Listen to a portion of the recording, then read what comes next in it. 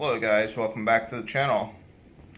Um, Today we're doing a processor upgrade in this little HP Slimline computer that we got at the yard sale over the weekend.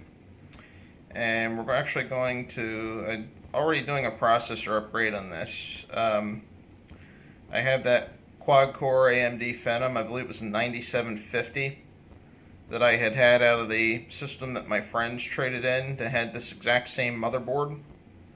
So we're going to do the processor upgrade, and I'm going to apply some thermal compound to this new processor, and I'll give you an idea of how it should look after it's all done.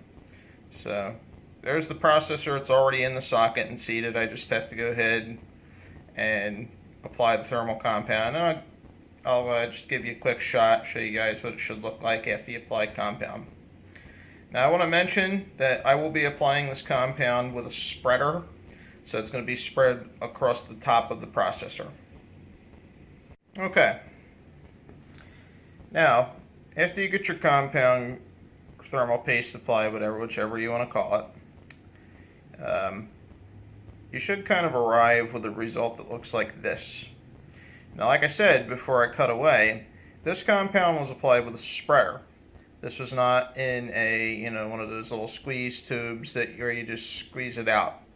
Now, I've used both styles of compound before, and honestly guys, it really doesn't matter if you spread a thin layer across the processor or if you blab it out. Because once you set the heat sink down, even if you just put a dot right there in the center of the processor, as soon as you compress that heat sink down on top of the processor, it's going to spread that stuff out anyway. So there's really no discernible difference between the two ways. And this is just going to be a basic office and web browsing machine anyway. So, this is more than adequate, and this machine, I guarantee, will never have any heat problems because of how we applied that compound. So, yeah, this is kind of how you want to do it. Nice, thin. Try to get it as even as you can. Now I did this with the processor inside of a small case. Obviously if you're inside of a larger case, you'll have more room to work with than I had. So that's kind of how it should look like. And throw your heat sink back on and fire it back up, and that's what we'll do next.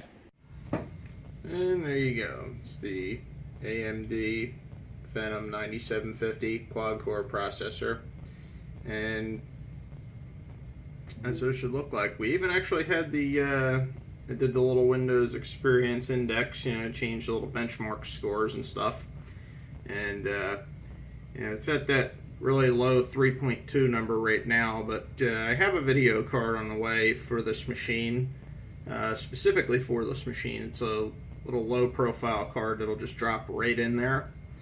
So that should get it up there a little bit. I forget what it is, or might be a Radeon HD 7470, something like that.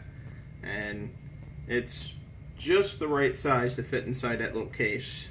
And it's not too power consuming because I don't want to put a beating on that power supply. Try to make use of that little case for as long as we can. So hopefully you guys learned something from this video about how to apply thermal compound to a processor if you're going to do a processor upgrade.